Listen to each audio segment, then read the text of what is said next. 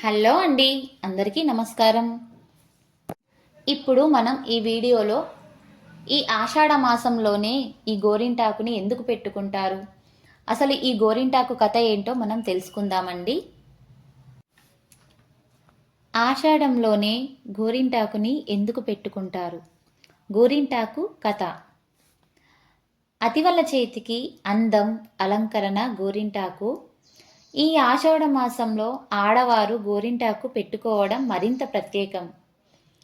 గోరింటాకు ఆషాఢ మాసంలోనే పెట్టుకోవాలని ఎందుకంటారు? దీని వెనుకున్న పురాణ గాథ ఏంటంటే ఈ వీడియోలో మనం తెలుసుకుందాం. ఈ నెలలో, ఈ ఆషాఢ మాసం నెలలో గోరింటాకు పెట్టుకోవడం వెనక ఆధ్యాత్మిక, ఆరోగ్యం కారణాలెన్నో ఉన్నాయి. ఈ గోరింటాకు అసలు పేరు గౌరింటాకు. గౌరీ ఇంటి ఆకు. గౌరీదేవి బాల్యంలో తన చెలికత్తలతో కలిసి వనంలో ఆడుకుంటుండగా రజస్వల అవుతుంది. ఆ సమయంలో గౌరీదేవి రక్తపు చుక్క నేలను తాకగానే ఓ మొక్క ఉద్భవించింది. ఆ వింతను చూసిన చెలికత్తెలు పర్వతరాజుకి ఈ విషయం చెబుతారు. ఆ పర్వతరాజు సతీ సమేతంగా వచ్చి చూసేసరికి ఆ మొక్క పెరిగి పెద్దదవుతుంది. అప్పుడు ఆ చెట్టు ఇలా అంది: పార్వతీదేవి, రుధిరాంశతో జన్మించాను. నా వల్ల ఈ లోకానికి ఏదైనా ఉపయోగం ఉందా అని ఆ పర్వతరాజుని ఆ చెట్టు అడుగుతుంది. అంతలో ఆ గౌరీదేవి చిన్నపిల్లల చేష్టలతో ఆ చెట్టు ఆకులను కోయగానే వేళ్ళు ఎర్రబడతాయి. అది చూసిన పర్వతరాజు దంపతులు చెయ్యి ఇలా కందిపోయిందేంటని కంగారు పడతారు. ఇంతలో గౌరీదేవి తనకు ఎలాంటి హాని జరగలేదని చెబుతూనే ఈ రంగు చాలా బాగుంది అని అంటుంది. అప్పటి నుంచి స్త్రీలకు సౌభాగ్య చిహ్నంగా గోరింటాకు ఉంటుందని ఆ పర్వత మహారాజు వరం ఇస్తాడు. అప్పటి నుంచి స్త్రీలకు గోరింట అంటే మక్కువ, ఇష్టము మొదలైందంట.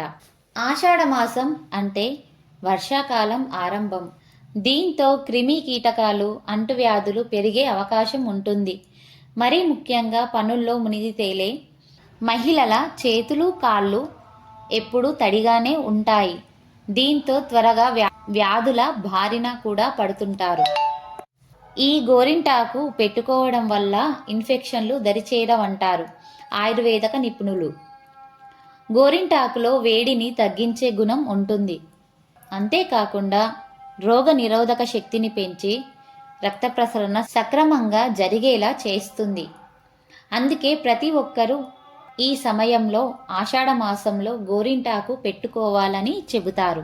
అందుకే పెద్దలు అంటారు, ప్రతి ఒక్క ఆచారం వెనుక ఆరోగ్య ప్రయోజనాలు ఎన్నో ఉన్నాయని చెబుతారు. అందుకే అమ్మాయిలంతా ఈ సమయంలో గోరింటాకు పెట్టుకుంటారు. ఇప్పుడంటే గోరింటాకు పెట్టుకోవడం ఆడవారు మాత్రమే చేస్తారని చెబుతున్నారు, కానీ ఇదివరకైతే మగవారు కూడా పెట్టుకునేవారంట. స్త్రీ అరచేతి మధ్యలో గర్భాశయానికి రక్తం చేరవేసే ప్రధాన నాడులు ఉంటాయి. ఈ గోరింటాకు పెట్టుకోవడం వల్ల వాటిలోని అతి ఉష్ణాన్ని లాగేస్తుంది. దీని వలన గర్భాశయ దోషాలు తొలగి ఆరోగ్యంగా ఉంటారు.